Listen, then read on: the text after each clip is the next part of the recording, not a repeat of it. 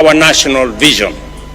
A Kenya where every citizen, regardless of region, gender, background, or status, has a fair and equal opportunity to thrive.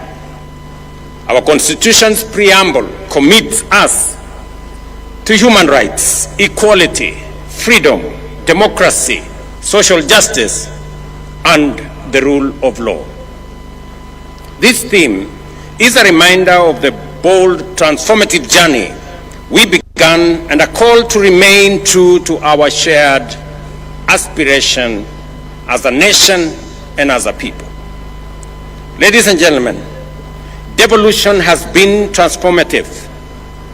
It has fostered equity by distributing resources fairly and addressing historical imbalances. It has enhanced inclusion by empowering communities, empowering women, giving a chance to our youth, and extending a fair environment to persons living with disability for all of us to participate fully and meaningfully in the development of our nation. Social justice has taken root through accountable, transparent, and responsive governance. The national government is proud to have invested heavily in making these principles a reality. And for myself, I have had the privilege to chair the first intergovernmental budget committee, commonly known as IBEC, from the beginning. And I have had the privilege to see devolution grow by leaps and bounds. Through collaborative frameworks, such as the Intergovernmental Relations Technical Committee, the Council of Governors, the Summit, and the other intergovernmental fora, we have resolved challenges amicably and aligned our policies and resources as guided by our constitutional vision. From the very first day of my administration, I affirmed that devolution is not merely a constitutional provision. It is the ground jewel of our democratic governance and the proudest achievement of the people of Kenya in our constitution-making process. I pledged to accelerate the full transfer of all outstanding devolved functions as assigned in the 4th schedule of our Constitution, together with the requisite resources. This commitment was formalized during the 11th National and County Government Coordinating Summit held at State House, Nairobi, on the 16th of December 2024, as has been alluded by the earlier speakers. I directed the Intergovernmental Relations Technical Committee to finalize the delineation, unbundling, and gazettement of all pending functions and to initiate the systematic transfer of budgetary allocations and other resources tied to those functions without delay. Today, I am proud to report that all 14 devolved functions have been conclusively delineated and bundled and formally gazetted. This milestone has eliminated decades-old ambiguities that hampered service delivery and fueled intergovernmental disputes. This achievement marks a decisive turning point in our journey to align functions with funding. It empowers county governments to design and implement programs that respond directly to local needs, from healthcare to agriculture to water management, infrastructure, trade, and early childhood education, while delivering measurable impact to all the people we serve. Further, to the gazettement of the unbundled and clarified functions by IGRTC on the 16th of December 2024 and the advanced process of resource identification, I am pleased again to announce that we have gazetted immovable assets, that is land and buildings, to transfer ownership to the counties through Gazette Notice number 11164 of yesterday, 12th August 2025, a process that has eluded us for the last 12 years. In other words, 50,000 pieces of land and 80,000 pieces of land and buildings will now become the property of county governments legally. This morning, in a further demonstration of our commitment to devolution, I signed into law two landmark pieces of legislation: the County Public Finance Law Amendment Bill of 2023 and the County Allocation of Revenue Bill 2025. These laws cement the place and the principle of horizontal revenue sharing among counties and consolidate the place of county assemblies while clearly defining the respective responsibilities of both county and national governments. Let me say this, that I had the honor in Homabay to finally guarantee by law the independence of our county assemblies. This is a commitment that I made. This is an engagement that I did with the county speakers and county assemblies, and it was a merited request and a merited ask that the same way we have independence of the legislature at the national level, we must also have independence of the legislature at the county level.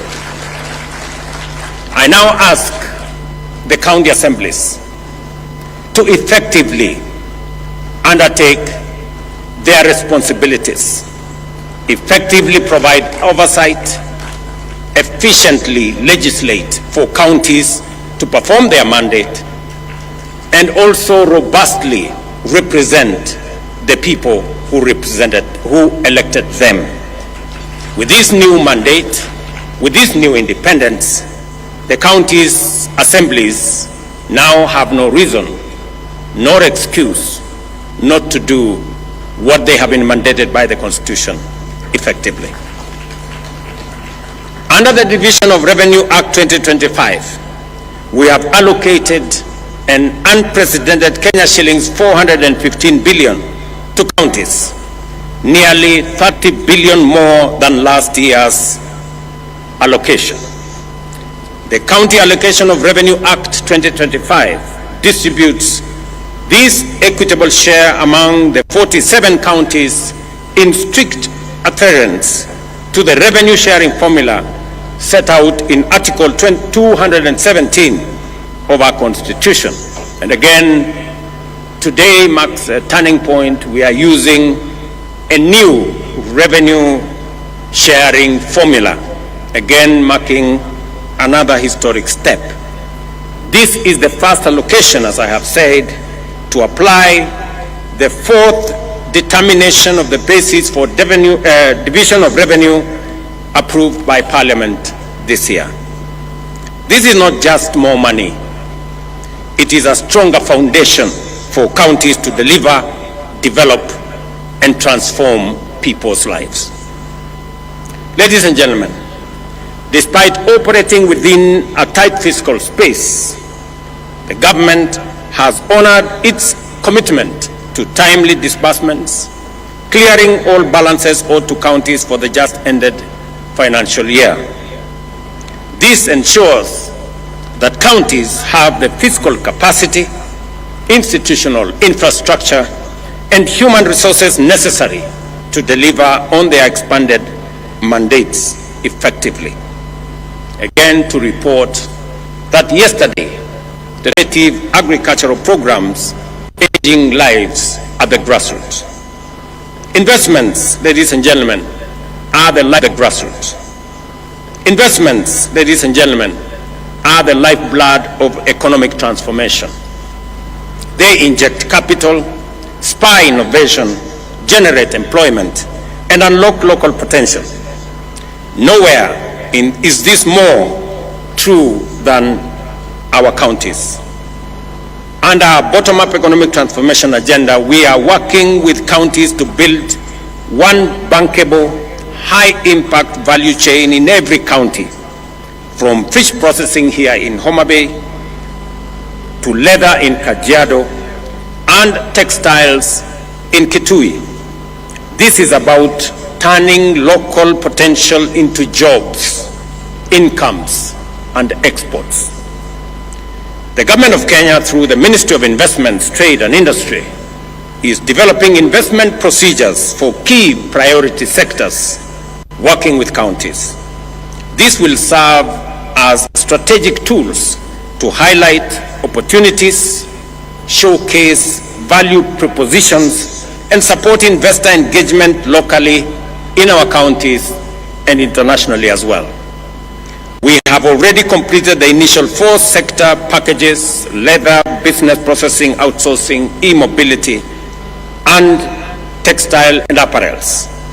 By supporting end-to-end value chain ecosystems, we will increase local incomes, enhance food security, create jobs for our young people, and position counties as net exporters. Yet progress, again, ladies and gentlemen, is uneven, and the full promise of equity remains work in progress. This conference must be a turning point, not only for celebration, but for honest reflection and decisive action. To unlock the full potential of devolution, we must strengthen capacity in our counties by building the skills, expertise, and employing technology needed for effective service delivery. Excellencies, while we may not have all the resources we desire, we have enough to deliver meaningful service, redirecting resources to the right purposes. Are we deploying them efficiently? How much is lost to waste and corruption? And what concrete measures are we putting in place to seal leakages, curb misuse, and enhance efficiency? These are the hard questions we must confront with candor, courage, and urgency. Without a doubt, we need to answer these questions as leaders. And I listened very carefully to the statements that have been made here, both by the earlier speakers, by the chair of the Council of Governors, by the Speaker of the Senate, and we all must be honest about ourselves and about what we are doing. And we must agree that the resources that are availed by the people of Kenya through their taxes are meant for delivering transformation in our counties and in our nation. I did sign into law a few weeks ago legislation that will boost the fight against corruption by signing into law the Conflict of Interest Bill, now law. I do expect that agencies charged with making sure that there is accountability at all levels of government take up their role as efficiently, as effectively, with accountability as the law and the Constitution mandates them. The EACC must take up their role. I have made it absolutely clear to the chair of the Anti-Corruption Commission, to the CEO of the Anti-Corruption Commission, that there will be no sacred cows and there will be no telephone call from anywhere below or above to stop anybody from being prosecuted for matters corruption. While I agree with the sentiments expressed by the Speaker of the Senate, and he has made a solid statement on holding governors and county governments to account, I also must say the legislature must also be held to account.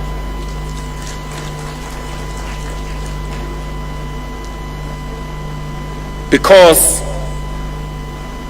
there is something going on in our legislature that we must call out. There is money being demanded from the executive, from governors, from ministers, from people in the executive, especially those who go for accountability before our houses of parliament. Mr. Speaker, it cannot continue to be business as usual. It is not possible that committees of parliament demand to be bribed, demand to be paid for them to write reports or to look the other way for what is happening in either the national government or the county government. All of us must act together. The fight against corruption must be an all of society engagement and exercise and effort. I also want to ask the judiciary not to be a haven for the corrupt to hide behind judicial decisions. We have innovation that is only available in Kenya that allows a corrupt person or somebody who has stolen public resources or somebody in breach of law not to be prosecuted. Something called anticipatory bail. It is a Kenyan innovation that takes us backwards. Just let's ask ourselves, somebody who has stolen public funds and then goes to court and gets something called anticipatory bail, makes it impossible for such a person to be arrested and prosecuted endlessly. How does that support the fight against corruption? This is a matter I hope our friends in the judiciary would help us answer. Because we are undertaking transformation in Kenya, but that transformation is being undermined by corruption, and we must call it what it is. And all agencies, institutions, and arms of government, we must come together to deal with the challenge of corruption so that we can ensure that public resources are meant and are used for the intended purposes for which the people of Kenya have asked us. Without a doubt, ladies and gentlemen, technology can help in eliminating waste and enhancing efficiency. Since its inception in 2013, the e-Citizen platform has stood at the heart of Kenya's digital transformation. What began with a handful of services, about 300 then, has evolved into a 24/7 one-stop shop for over 22,000 government services, accessible from every part of Kenya and everywhere in the world. Today, more than 14 million Kenyans are registered on the e-Citizen platform, with 500,000 Kenyans logging in daily to access passports, driving licenses, business registration, land transactions, marriage certificates, police clearances, and much more, all without queues, intermediaries, brokers, or unnecessary bureaucracy. The results speak for themselves. Collections have surged more than 1,500%, from Kenya shillings 60 million to over 1 billion shillings collected by eCitizen daily, translating to more than 500 billion annually. Ministries, departments, and agencies have seen revenue growth of up to 400%, supported by accurate projections and better planning. Equally, counties have integrated their digital portals with eCitizen and have seen remarkable growth. Mombasa County, for example, revenues have rose from 1.6 billion to Kenya shillings 2.5 billion, a 61% growth. Kiambu County has seen revenue grow from 2 billion to 3.04 billion, a 52% growth. And Kajiado from 1.4 billion to 2 billion, a growth of 48%. Other counties such as Bomet, Tharaka Nithi, Meru, Embu have posted similar improvements. The platform has seen and has been an engine of economic opportunity, creating 600,000 jobs in ICT, support services, logistics, and other sectors, providing that digitization and proving that digitization is not just about convenience, but also about livelihoods. Most importantly, eCitizen has been a powerful weapon against corruption. By eliminating cash handling and embedding full digital audit trails, we have reduced opportunities for bribery and made transactions traceable, fair, and secure. Citizens can now follow the process and the progress of their applications and payments online, confident that the process is impartial and transparent. I therefore urge all counties to collaborate, share best practices, and celebrate while accelerating the adoption of technology to boost efficiency, cut waste, and enhance revenue performance. Beyond technology, we must promote inter-county collaboration, share resources and expertise, and ensure accountability through transparency and rigorous oversight. Kenya's real economic strength lies at the grassroots in our counties.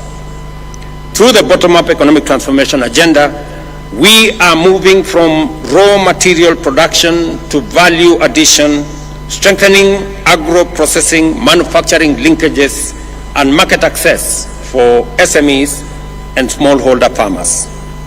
As we gather here in Homabay, I challenge every leader and citizen to renew our commitment to the spirit of devolution, invest in people-first policies and programs, ensure every shilling has impact, and bring government services closer to the people. Let me share two other things that I really wanted to say on this day, this very important day of devolution. I must congratulate county governments. I must congratulate our governors and the county assemblies for the partnership they have demonstrated in working with me in the transformation of our country. We have worked together. The Constitution dictates that we do. We have worked together on matters of health, from community health promoters, the people who engage with families, with homes every day, the greatest patriots that I know of. We have worked together with the counties, and I want to congratulate counties for sharing this resource so that we can bring health to be a reality and to be a right for all citizens, not a privilege for those who can afford. I am also happy that we have made tremendous progress in the delivery of our universal health coverage, working with counties. All the counties have signed into the program that will enable citizens access health at every facility in a way that doesn't exclude others. And as a result, we all know that more Kenyans are now in the bracket of SHA. 25.2 million Kenyans are already registered, many accessing service.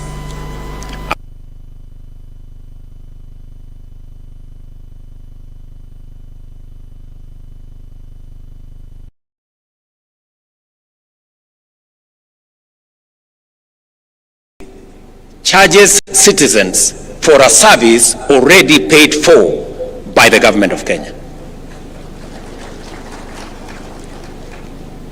Let me state here that we have made provisions in the budget of 21 billion Kenya shillings to make sure that treatment,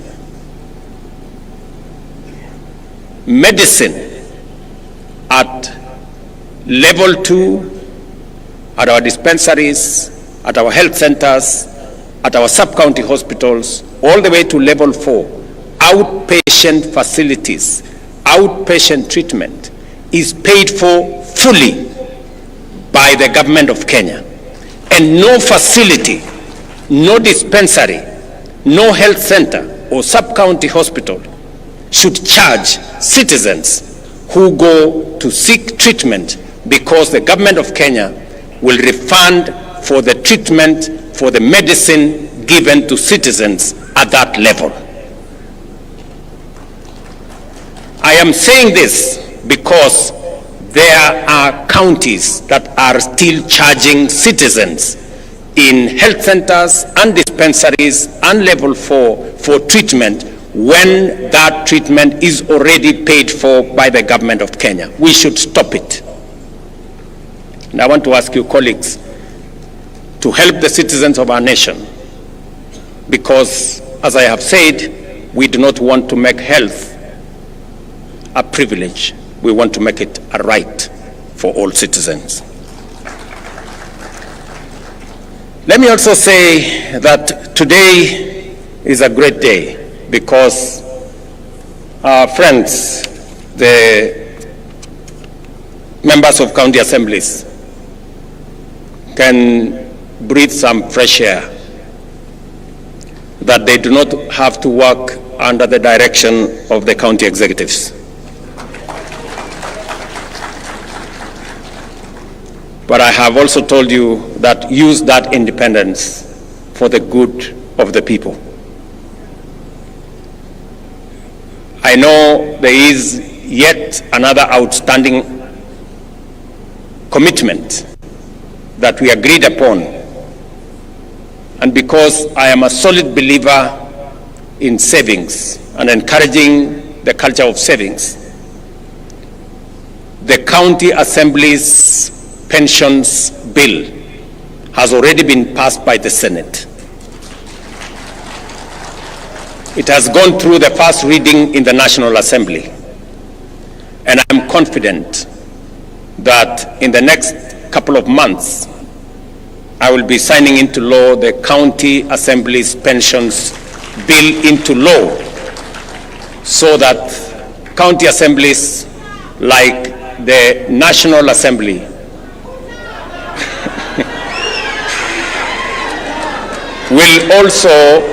will also have pension, just like members of parliament.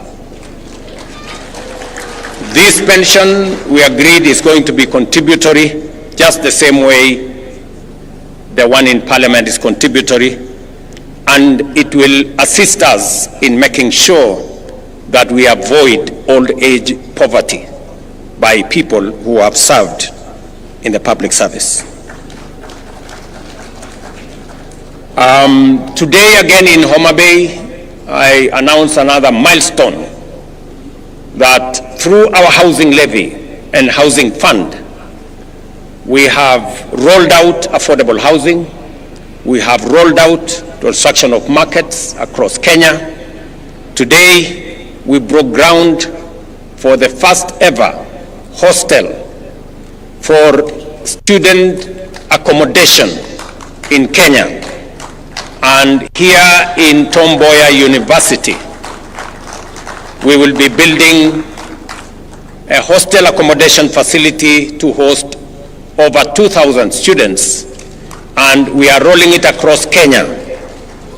We already have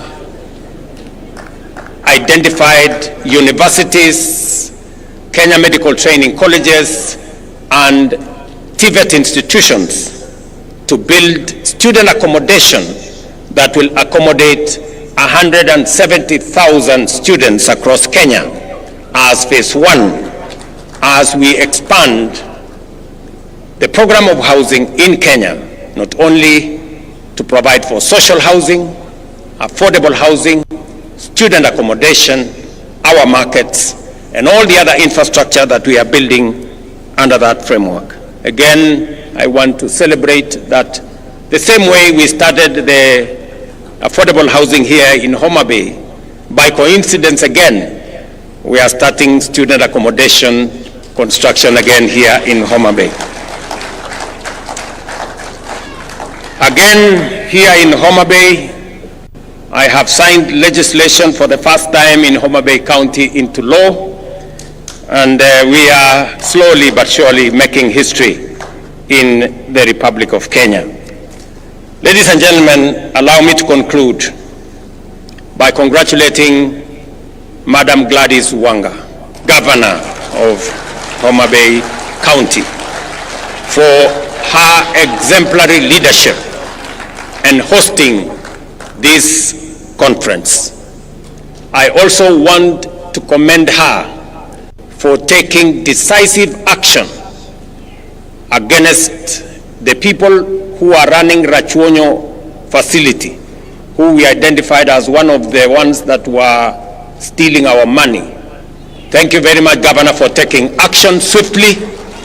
And I want to promise you that as you dismiss those people, we will look for them so that we can prosecute them, so that they can, we can hold them to account. And we are going to do it for all the other facilities that will try to steal from our resources meant for health.